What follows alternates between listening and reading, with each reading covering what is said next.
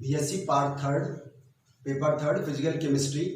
इसमें chemical kinetics के पिछले 2 एपिसोड में हमने सीखा, एक तो रेट ऑफ रिएक्शन यानी कि अभिक्रिया का वेग, स्पेसिफिक रेट ऑफ रिएक्शन विशिष्ट अभिक्रिया वेग, उनकी यूनिट्स किस यूनिट में उनको एक्सप्रेस करते हैं।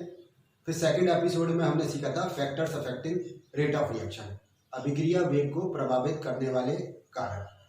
आज थर्ड एपिसोड में हम सीखेंगे order and molecularity of the reaction, अभिक्रिया की कोटि और अनुसंख्यकता, इसके बारे में हम जानेंगे। तो सबसे पहले हम सीखें मॉलिक्यूलरिटी ऑफ द रिएक्शन या अभिक्रिया की अनुसंख्यकता क्या होती है।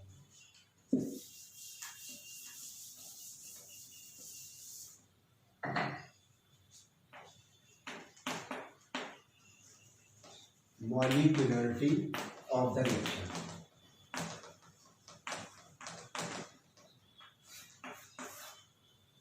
किसी भी केमिकल रिएक्शन में जितने भी मॉलिक्यूल पार्टिसिपेट कर रहे हैं वो उसकी मॉलिक्यूलरिटी कहलाती है, वो उसकी अनुसंख्यकता कहलाती है।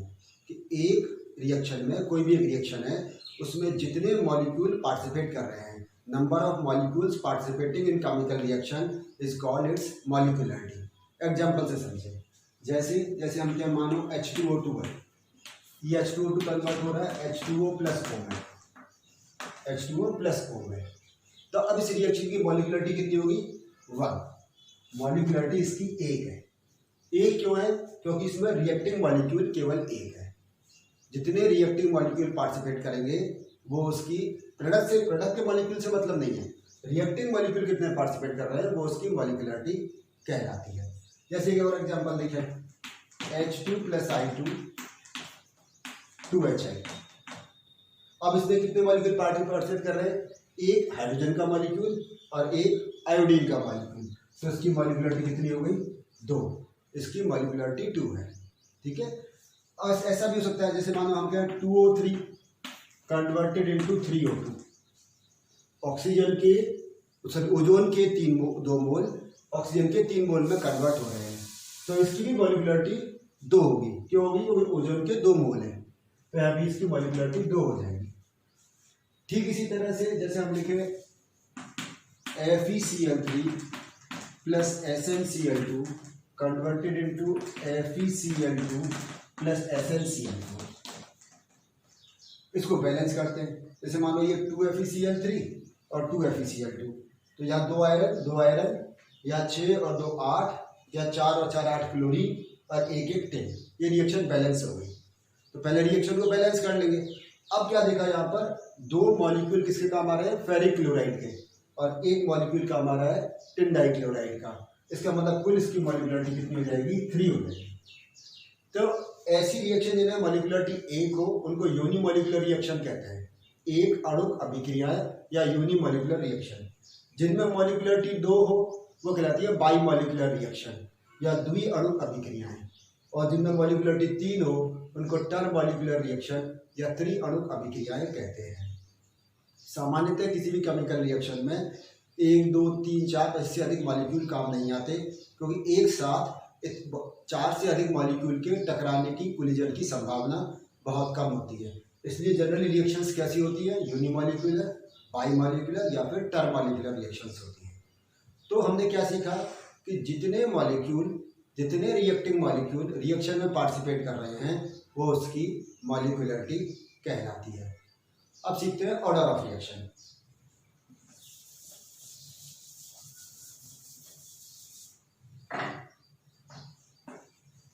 ऑर्डर ऑफ रिएक्शन यानी कि अभिक्रिया की कोटि। ऑर्डर ऑफ रिएक्शन क्या है इसको समझें। कि किसी भी केमिकल रिएक्शन को, जैसे हमने फर्स्ट एपिसोड में देखा था, वो उसको रेट एक्सप्रेशन की टर्म में लिखें, उसको हम वेग व्यंजक के रूप में लिखें। तो जब रेट एक्सप्रेशन की टर्म में लिखेंगे उस समय जितने भी रिएक्टिंग मॉलिक्यूल्स हैं उनकी कंसंट्रेशंस की पावर का सम, उनके सांद्रता के घातांकों के योग को अभिक्रिया की कोटि कहते हैं। एग्जाम्पल से समझें तब बात समझ में आएगी। हमने पहले एपिसोड में एग्जाम्पल लिया था dx/dt = Ka, ये एग्जाम्पल लिया था। तो यहाँ पर इसकी पावर कितनी है? 1। रिएक्टिंग मॉलिक्यूल क्या था? आप याद होते ये लिखा था A is converted into product, तो यहाँ इसकी पावर 1 है, इसका मतलब इसकी ऑर्डर कितना हो गया, ऑर्डर इसका 1 हो गया। इसकी अणुसंख्यकता की जो इसकी कोटि है वो कितनी हो गई, अभिक्रिया की कोटि वो 1 हो गई। इसी तरह से एग्जांपल और लिया था हमने, A moles of A, B moles of B and C moles of C are converted into product। ये भी हमने एग्जांपल लिया था। जब इसको रेट एक्सप्रेशन की टर्म में लिखा था तब ये था K A to the power A, B to the power B और C to the power C। तो क्या करें, जितने रिएक्टिव मॉलिक्यूल्स हैं उनकी कंसंट्रेशन की पावर्स का सम कर लें, तो इसका ऑर्डर क्या हो जाएगा, ऑर्डर हो जाएगा इसका A plus B plus C। जितने भी रिएक्टिव मॉलिक्यूल्स हैं उनकी रेट एक्सप्रेशन में कंसंट्रेशन की टर्म्स का सम कर लीजिए, उनके पावर्स का सम कर लीजिए, जो भी निकल कर आएगा वो उसकी अभिक्रिया की कोटि कहलाती है। और आपको याद हो तो हमने इसको कैसे रिप्रेजेंट किया था, N से रिप्रेजेंट किया था। ऑर्डर ऑफ रिएक्शन को N से रिप्रेजेंट करते हैं। इसका मतलब ऑर्डर ऑफ रिएक्शन क्या हुई, it is the sum of the powers of concentration terms expressing in rate expression of a chemical reaction. मान लीजिए कोई ऐसा हो, हम कहें dx by dt is equal to k और a और b की पावर हाफ, मानो ये हो, तो इस समय ऑर्डर ऑफ रिएक्शन कितनी जाएगी इसकी, 1 plus half this is equal to 3/2। तो ऑर्डर ऑफ रिएक्शन 3/2 हो जाएगी। तो ऑर्डर ऑफ रिएक्शन आप देख रहे हैं यहाँ पर कि कंसंट्रेशन टर्म्स के पावर्स का सम होती है। रेट एक्सप्रेशन में वेग व्यंजक में जो सांद्रता के पद है उन सांद्रता के पदों के घातांकों के योग के बराबर होती है अभिक्रिया की कोटि। इसको और आगे समझते हैं गहराई से।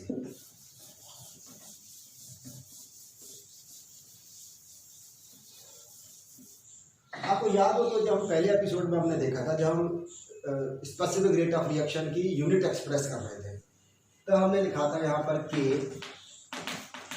लीटर अपॉन मोल और साथ में सेकंड माइनस, ये हमने यूनिट इसकी लिखी थी। और यहाँ ऊपर आया था N-1 और N यहाँ पर क्या था, order of reaction, order of reaction, ये N था order of reaction.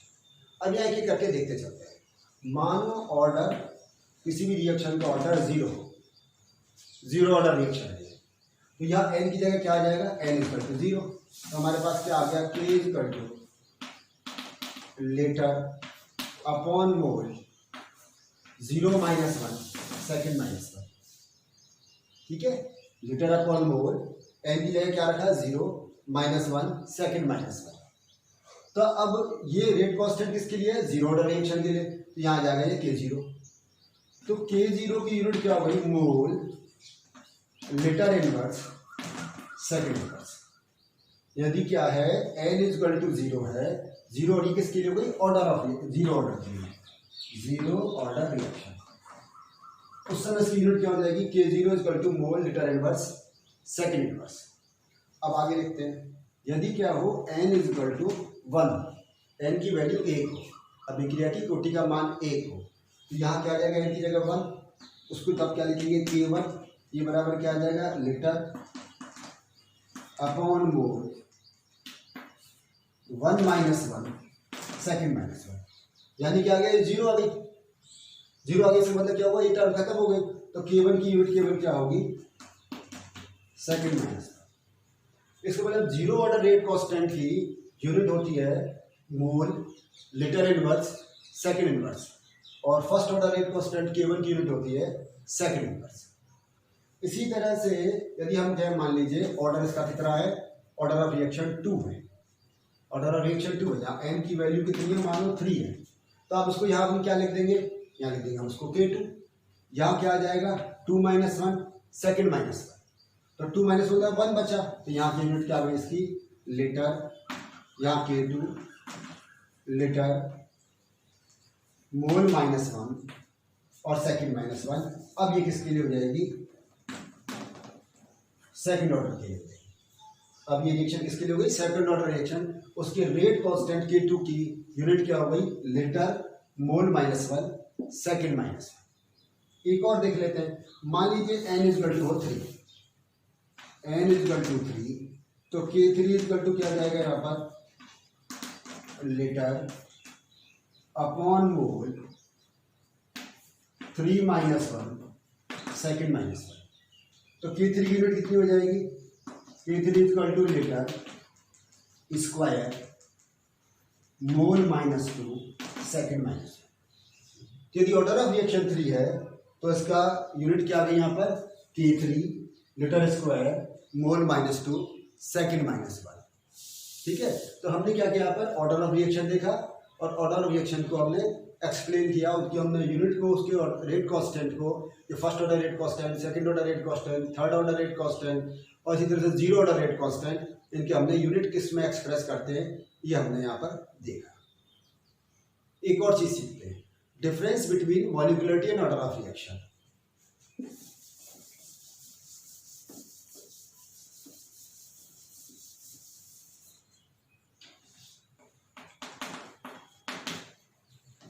Difference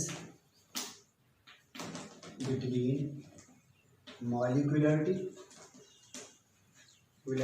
and order of reaction and order. अब इसको देखो, आप समझो, जब हम बात कर रहे थे जब और मॉलिक्यूलरिटी की हमने देखा था तो हमने कहा था या तो जो कोई भी केमिकल रिएक्शन होती है वो यूनिमॉलिक्यूलर होती है या बाईमॉलिक्यूलर या टर्मॉलिक्यूलर रिएक्शन होती है। इसका मतलब क्या हुआ कि ये मॉलिक्यूलरिटी होगी वो हमेशा कैसी होगी? ये इसमें होल नंबर में होगी, ये 1 2 3 इस तरह से होगी। जबकि हमने ऑर्डर ऑफ रिएक्शन देखा तो हमने 3/2 भी देखी थी। इसका मतलब क्या होगा कि मॉलिक्यूलरिटी हमेशा होल नंबर होगी, ऑर्डर ऑफ रिएक्शन कैसे हो सकती है? फ्रैक्शंस में हो सकती है। यदि हम यहाँ लिखें मॉलिक्यूलरिटी, यहाँ लिखें ऑर्डर, रिएक्शन का ऑर्डर क्या है, तो ये हमेशा क्या होगी? होल नंबर 1 2 3 इस प्रकार से। और ये क्या हो सकती है? ये फ्रैक्शन में हो सकती है, ये फ्रैक्शंस में हो सकती है। ये जरूरी नहीं है, ये होल नंबर भी हो सकता है और साथ में फ्रैक्शन में भी हो सकती है, दोनों हो सकती है। लेकिन मॉलिक्यूलरिटी कभी भी फ्रैक्शंस में नहीं होगी, नंबर 1। नंबर 2 डिफरेंस देखें, मॉलिक्यूलरिटी नेवर बी जीरो,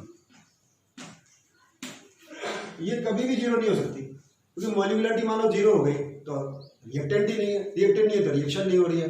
लेकिन ऑर्डर ऑफ रिएक्शन में भी जीरो, ये जीरो हो सकती है, ये जीरो नहीं हो सकती, कभी भी जीरो नहीं हो सकती, ये जीरो भी हो सकती है। किसी भी रिएक्शन की ऑर्डर ऑफ रिएक्शन जीरो हो सकता है। तीसरा ये क्या है? ये थ्योरेटिकल वैल्यू है।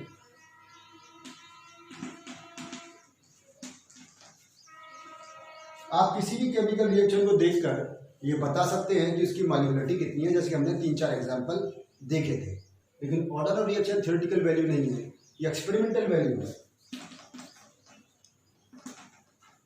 एक्सपेरिमेंटल वैल्यू जिसको हम रेट एक्सप्रेशन की टर्म में लिखा हो तो हम बता सकते हैं, अदरवाइज हम इसको नहीं बता सकते। और चौथा, जैसे हम जानते ही हैं कि ऑर्डर ऑफ रिएक्शन और मॉलिक्यूलरिटी में डिफरेंस क्या है, तो ये it is the sum of powers of concentration terms of the reactants, जबकि ये क्या है? Number of reactant reactive molecule participate in the reaction. तो ये कुल मिलाकर ये इन दोनों के बीच में डिफरेंस है। तो आज हमने क्या सीखा? हमने सीखा molecularity of the reaction, order of reaction. Molecularity क्या है? जितने मॉलिक्यूल रिएक्शन में पार्टिसिपेट कर रहे हैं।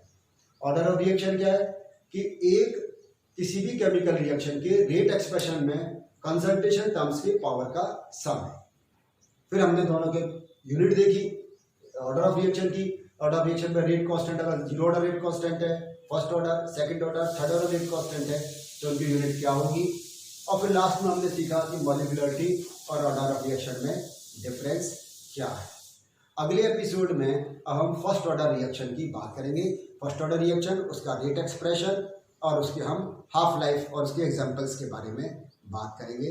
धन्यवाद।